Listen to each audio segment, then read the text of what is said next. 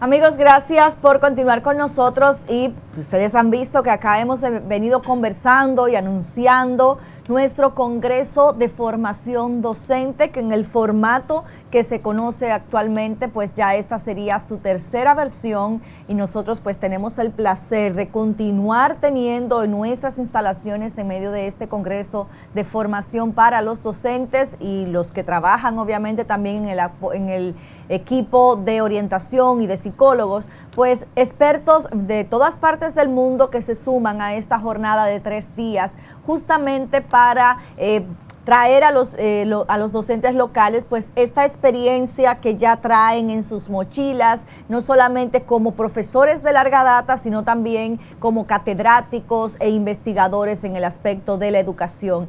Y en este minuto, pues si yo tengo el placer de iniciar esta conversación con uno ya que tiene bastante experiencia, que no sería su primera vez en la República Dominicana, pero que sí viene con muchas cosas nuevas para esta comunidad de docentes, el señor Miguel Ángel Santos Guerra, catedrático en la Universidad de Málaga, pues también tiene conocimientos en términos de educación didáctica, en la organización escolar, pero sobre todo en el valor de la educación y ese evaluar con el corazón, ese sentimiento en torno a la figura del docente y su relación con sus alumnos. Señor Miguel, encantada de poder iniciar esta conversación con usted y gracias por el favor de estos minutos.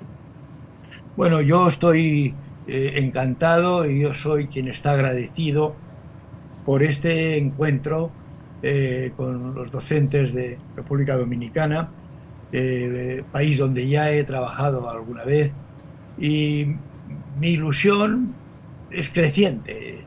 Hace unos días me pidieron que escribiera una carta a los graduados de mi facultad, a los nuevos maestros y maestras, y yo les decía que después de tantos años, yo les entregaba el testigo a ellos que empiezan, pero con mucha más ilusión, con mucha más pasión, con mucho más compromiso del que Sí, tuve cuando empecé, porque está muy claro, lo que nos da la experiencia inexorablemente son años, sí. pero no nos da sabiduría, no nos da humildad, no nos da compromiso.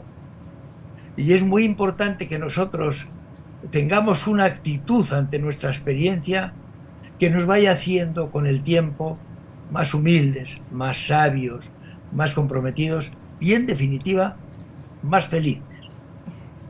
Porque yo digo que no hay señal más clara de inteligencia que desarrollar la capacidad de ser felices y de ser buenas personas. Así que Qué hermoso eso que dice de la inteligencia cuando tú desarrollas la capacidad de ser feliz en las personas. Y cuando hablamos de ser feliz en las personas, el docente pues obviamente es un ser humano que su trabajo pues es uno de los más delicados de alrededor del mundo justamente porque trabaja en la formación y en la construcción de ese ser humano que va creciendo, que son los niños. ¿Qué importancia cobra desde su experiencia, evidentemente evidenciada en este primer acercamiento que usted hace, en el corazón del docente en el proceso de formación? yo digo que la tarea que tenemos entre manos, la tarea de educar, es la más hermosa, la más difícil y la más importante que se le ha encomendado al ser humano en la historia, que consiste en trabajar con la mente y con el corazón de los niños, de las niñas y de los jóvenes. No hay otra tarea más apasionante. Yo digo que enseñar no es solo una forma de ganarse la vida, es sobre todo una forma de ganar la vida de los otros. ¿Y, y, y por dónde se ganan las personas? Pues mirad, yo creo que se las gana por el corazón. Los últimos años de mi trabajo en la Facultad de Educación, recuerdo que les pregunté un día a mis alumnos lo siguiente: ¿quién ha sido el profesor que más te ha influido? el que más te ha marcado, el que más huella ha dejado en ti. Escribir el nombre. Me da igual el nivel. Puede ser de infantil, de primaria, de bachillerato, de universidad. Escribieron el nombre. Luego les dije, ahora os voy a pedir algo más. Debajo del nombre decidme por qué. ¿Por qué ese ha sido el más influyente? Y tengo que deciros algo, no es que me sorprendiera excesivamente, lo esperaba. Todas las respuestas, pero todas las respuestas sin excepción, decían, me quería, yo le importaba, me escuchaba, se interesaba por mí.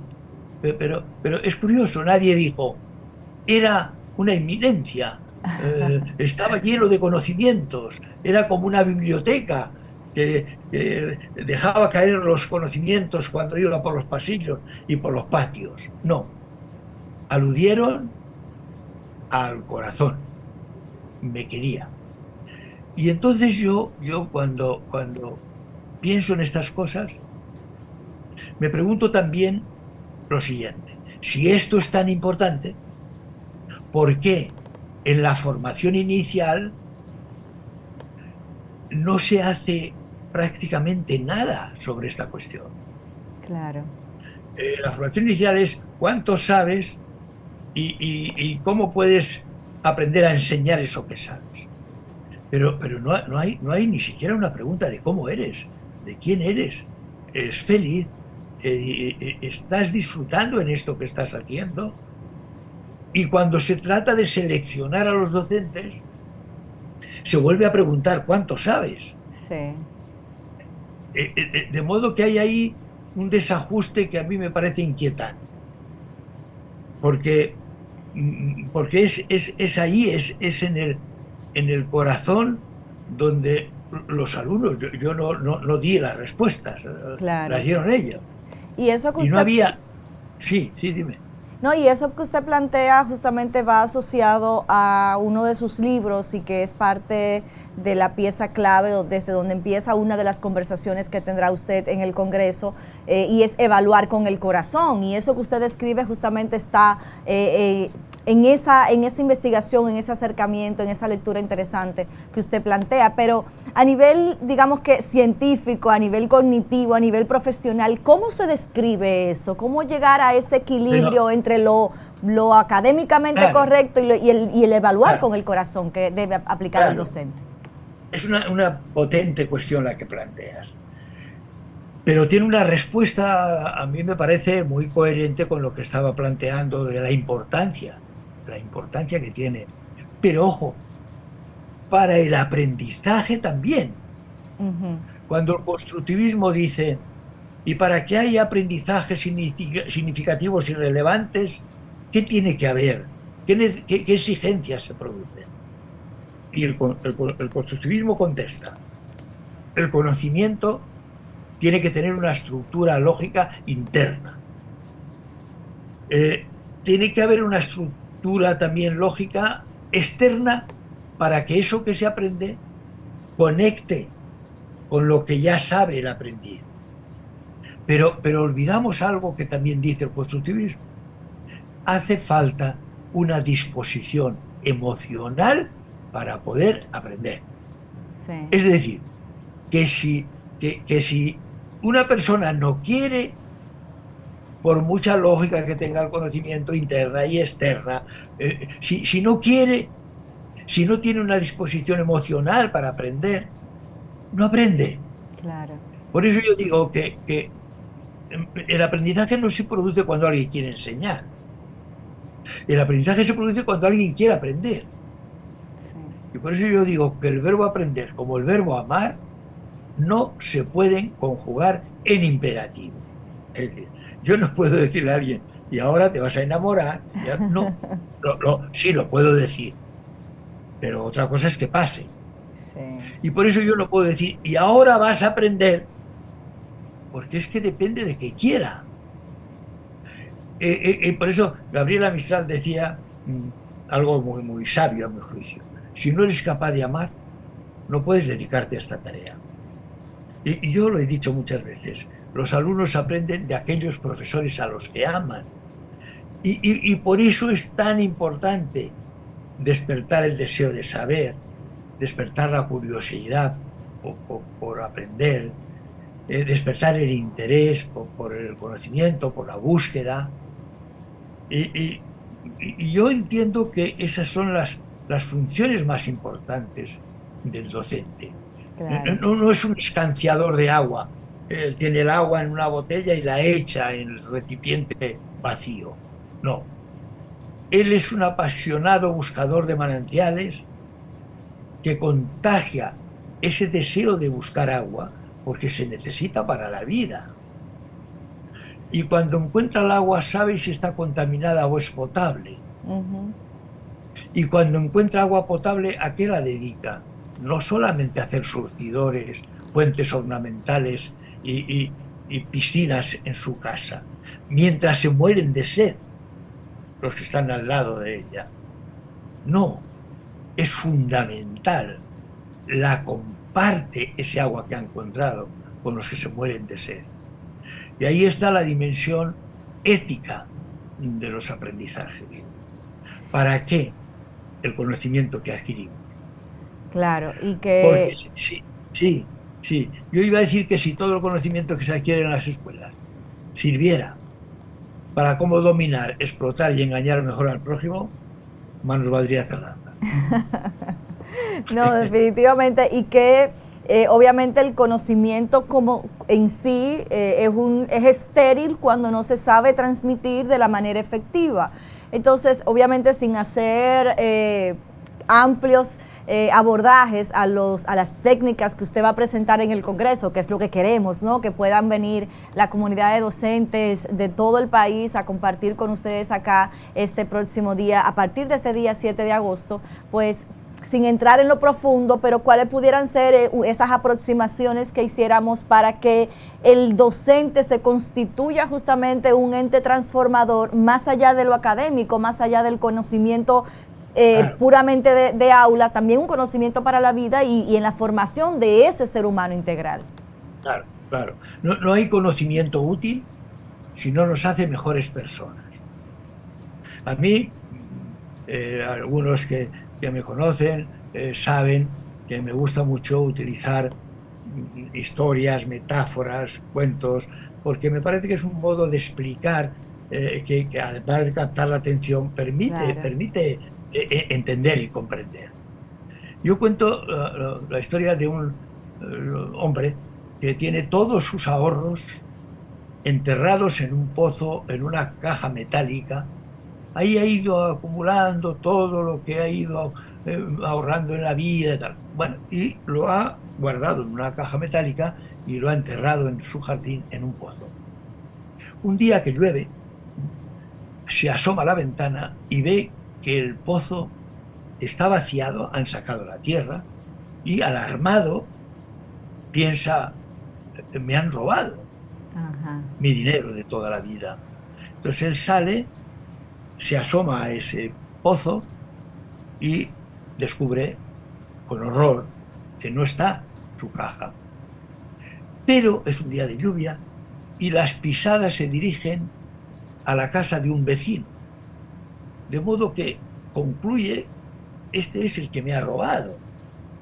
No tengo la menor duda, solo hay esas huellas, solo hay esas pisadas. Pero resulta que ese vecino suyo es sordo y él no conoce el lenguaje de signos, no sabe cómo ir a hablar con esa persona. Pero recuerda que hay muy cerquita un famoso profesor que es un especialista en lenguaje de signos y piensa, me ayudará, voy a buscarlo, le voy a explicar lo que me ha sucedido y le voy a pedir que venga conmigo para que me ayude a recuperar el dinero. Lo va a buscar y le cuenta lo que ha pasado y le dice, profesor, usted me puede ayudar con ese conocimiento tan extraordinario que usted tiene para hablar con él, persuadirle y explicarle. que sé que él me ha robado, ¿me puede usted ayudar? Y el profesor le dice, sí, sí, yo te voy a ayudar. Van los dos a buscarlo, lo encuentran y el dueño le dice al profesor, le va usted a decir que tengo la certeza de que él me ha robado. Ajá. Y saca una pistola y dice, y le vas a decir, de mi parte, que si no me descubre dónde ha enterrado o dónde tiene mi caja con el dinero, le voy a pegar un tiro. Ah. Y entonces, en lenguaje de signos, el profesor se lo explica al ladrón. ¿Eh? El ladrón, atemorizado, asustado, le dice al profesor en lenguaje de signos, Ajá. he enterrado esa arqueta al fondo de mi jardín, al lado del cerezo. Y el dueño del dinero, con su pistola en la mano, le pregunta al profesor, ¿qué le ha dicho? ¿Qué le ha dicho? Y el profesor le contesta, me ha dicho que si usted quiere pegarle un tiro, que se lo dé. Es Uy, decir, Dios ¿qué ha hecho mío. qué ha hecho el profesor con el conocimiento? Mal No le ha hecho. ayudado, le ha robado. Claro. Es una pequeña anécdota, pero que desvela cómo se puede poner el conocimiento al servicio de o contra las Sí. personas. Mira, me lo vais a oír porque lo he repetido muchas veces. Fueron médicos muy bien preparados, ingenieros muy bien formados y enfermeras muy capacitadas en su oficio, los profesionales que diseñaron las cámaras de gas en la Segunda Guerra Mundial. Ujú. Sabían mucho, muchísimo. Se han hecho estudios de lo bien que ventilaban los hornos crematorios. Pero las víctimas, ¿qué pensaron Sí. de Eran ese conocimiento? asesinos. Maldito el día que fueron a esa institución. Ujú. Maldito el día que les evaluaron positivamente lo que habían aprendido. Porque eso me va a costar la vida. De una manera cruel, de una manera injusta. Por eso yo digo que no hay conocimiento útil si no nos hace mejores personas. El valor intrínseco de la educación, que sirve o no como una fruta buena o dañada en la medida en la que la cuidemos, en la medida en la que pues se cultive de manera efectiva y en la que responsablemente pues llevemos esa trazabilidad, ¿no? Y haciendo ese símil con ese producto que es el infante en sus distintas etapas. El valor de la educación, ¿cuál valor mira usted en la formación continua del docente y de los equipos de apoyo, como en el caso de este congreso, ¿no? ¿Qué valor podemos nosotros añadir y qué tanto recomienda usted o hacia dónde debería estarse formando de manera continua el docente que ya tiene un conocimiento específico dentro de la formación? A mí, cuando hablo de la formación de los docentes, la formación continua, Sí. pues me parece tan importante que yo hasta alguna vez, un poco de broma, un poco en serio, he dicho, los títulos deberían tener caducidad. Y bueno, Totalmente. se ha hecho maestro 5 años. Y después de los 5 años hay que volver a formarse, porque es como con los médicos. Ujú. Un médico que cierra su aprendizaje el último día de los años de formación inicial, acaba desfasado ese mismo día. Sí. Tiene, tiene que seguir aprendiendo, porque el conocimiento se multiplica, porque los destinatarios son diferentes, porque los contextos se modifican, y sin esa permanente interrogación y sin esa permanente búsqueda, el profesor se queda atrofiado, atrofiado intelectualmente y atrofiado emocionalmente. Sí. Y digo, nadie se ha formado como maestro para siempre, para siempre. Por eso, la capacidad de hacerse preguntas, la capacidad de interrogarse, la capacidad de poner en cuestión, son muy importantes. La duda es un estado incómodo, ¿eh? Algunos no nos deja dormir. Pero si la duda es un estado incómodo, la certeza es un estado intelectual ridículo. ¿Por qué? Porque nos instala en las rutinas, nos instala en la comodidad e incluso nos hace utilizar lo que yo llamo la lógica de autoservicio, que es un modo de pensamiento que hace hablar a la realidad para que nos dé la razón. Entonces no tenemos nunca que mejorar, no tenemos Sí. nunca que aprender, no tenemos nunca que transformar lo que hacemos. Yo tengo un librito que se titula La escuela que aprende, Ajá. no la que enseña, ¿eh? La escuela que aprende. Interesante. Y, y abro ese libro con una fábula muy cortita, pero muy potente para lo que quiero decir en él. La fábula no es mía, es de Augusto Monterroso, muy cortita, por eso me voy a permitir compartir. Se titula El grillo maestro. El grillo maestro. El grillo maestro. Entonces cuenta lo siguiente. Un día de los más calurosos del invierno, el director de la escuela entró sorpresivamente al aula en la que el grillo maestro le estaba dando a los grillitos una clase sobre el arte de cantar. Y entra en el momento de la exposición en el que el grillo le está diciendo a los grillitos que la voz del grillo es la más hermosa entre todas las voces, puesto que se produce mediante el adecuado frotamiento de las alas contra los costados. Y añade, en tanto los pájaros cantan tan mal porque se empeñan en hacerlo con la garganta. Ah. Evidentemente, el órgano menos indicado para emitir sonidos dulces y armoniosos. Y acaba así. Al escuchar aquello, el director de la escuela, que era un grillo muy viejo y muy sabio, asintió varias veces con la cabeza y se retiró, muy satisfecho de que en la escuela todo siguiera como en sus tiempos. Y yo cuando leí la fábula pensé, pero cuando se entera el director de que aquello es un error, Sí. pero si nunca se lo cuestiona, cuando se entera el grillo maestro de que aquello es una falsedad, si el único criterio de bondad es que se está haciendo como siempre se ha hecho, pero ¿y si se ha hecho mal?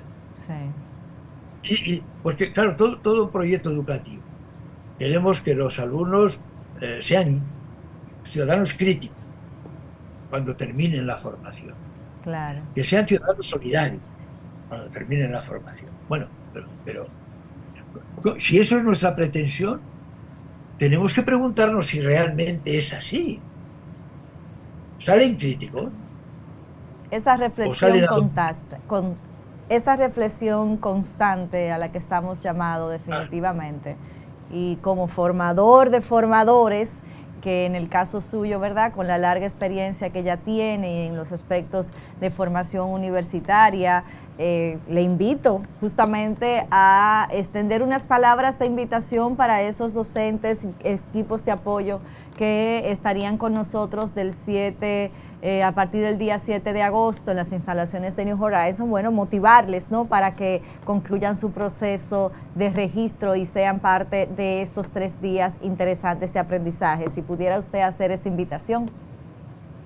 Pues sí la hago y la hago muy, muy fervientemente, porque si es importante a cada docente, a cada profesional, esta postura autocrítica, esta reflexión sistemática, exigente, humilde, pero exigente, Sí.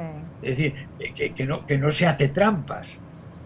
Para los formadores es todavía más importante, porque esa persona no solamente tiene que explicar y decir qué es lo que se necesita para mejorar las prácticas, es que lo tiene que hacer esa persona. Sí. Es que yo les digo, hay frases que yo grabaría a fuego en nuestra mente. El ruido de lo que somos llega a los oídos de nuestros alumnos o de nuestros formandos con tanta fuerza que les impide oír lo que decimos. Wow. El ruido de lo que somos llega a los oídos de nuestros formandos con tanta fuerza que les impide oír lo que decimos. Es decir, que no hay forma más bella y más eficaz de autoridad que el ejemplo. Y no puede un formador despertar el deseo de saber si las tiene muertas, esas ganas de aprender, de mejorar. Y no puede contagiar la curiosidad, la investigación, si él no lo practica. Y te voy a contar, o os voy a contar, que a mí me gusta mucho, ya os decía en mis conferencias, utilizar este tipo de metáforas, porque son muy claras, son muy contundentes. Un señor tiene un huerto y ese señor cultiva frutas, vende frutas. Una noche está cenando y oye ruidos en el huerto. No hay tormenta, no hay viento, no hay lluvia y le sorprende que haya ruidos en los árboles. Así que con una linterna sale y empieza a ver qué es lo que pasa. Y no ve nada, hasta que cuando va a regresar a la casa observa que las ramas de un árbol frutal se mueven. Él se acerca y con la linterna enfoca al árbol y descubre que hay un chico robando. Se acerca y le dice: bájate ahora mismo, entrégame todo lo que me has robado. ¿Cómo se te ha ocurrido venir a casa a quitarme el pan de mis hijos? Yo vivo de las frutas. El chico baja del árbol, le entrega el saco con la fruta robada y entonces el dueño le dice: y ahora te voy a dar mi celular y delante de mí vas a marcar el número de tu papá. Ajá. Y le vas a explicar delante de mí qué es lo que estabas haciendo, porque yo quiero oírlo. Pero el chico, en lugar de recibir el celular, mira para arriba del árbol y dice: papá, Ay, ay, baja, que aquí hay un señor que quiere hablar contigo. Bueno, ese señor, ese chico, ese padre, cuando baja del árbol, ¿le puede decir al hijo no se roba? Sí, se lo puede decir, pero estamos viendo que eso sería una burla. Claro. Eso no tendría fuerza ninguna. Es decir, ¿pero qué me dices, papá? ¿Cómo no se roba? Si tú estás robando, La fuerza si del estás ejemplo. robando del aro. La fuerza Entonces, del ejemplo. la fuerza del ejemplo, el aprendizaje vicario de Cagao Bandura, que es muy poderoso. Lo que está haciendo el padre es infinitamente más poderoso para el comportamiento del hijo que lo que le diga antes de subir al árbol o después de haber subido. Así es. Es mucho más importante. Así es. Bueno, pues Miguel Ángel Santos Guerra, muchísimas gracias por estos minutos de conversación con nosotros acá a través de la voz alternativa de la comunidad educativa New Horizons Review. Para nosotros será un placer poder recibirle del 7 al 9 de agosto en nuestras instalaciones acá en el Colegio Bilingüe New Horizons en Santo Domingo, pues para exprimir todo este conocimiento que durante tantos años pues ha podido cosechar y que pues podrá ser puesto de manifiesto en este Congreso de Formación Docente. Ya llevo 85 libros editados. Ajá. Aquí tengo el último, Las emociones de la docencia, que es un apéndice a otro libro que he escrito que se titula Las emociones de la profesión docente. Las emociones de la profesión docente, las que proceden de los alumnos, de las experiencias, de los libros, de las conferencias, de la dirección. Incluso también hay un capítulo de la muerte, sí, de las personas que nos van dejando a lo largo del camino. Pero yo quiero mandar a los docentes un mensaje de optimismo. ¿Por qué? Porque esta es una profesión intrínsecamente optimista. Sin optimismo podemos ser buenos domadores, pero nunca buenos educadores. Pero planteo también el optimismo respecto a nosotros como profesionales. No hay otra profesión que tenga cosechas más importantes que las de la educación. Daniel Peña, cuando escribió Mal de Escuela, decía: a mí me salvaron la vida. Atención, no dice la asignatura, no dice el curso. A mí me salvaron la vida. La vida. 3 profesores que tenían una característica común: nunca soltaban a su presa. Qué hermoso, qué hermoso. Maravilloso.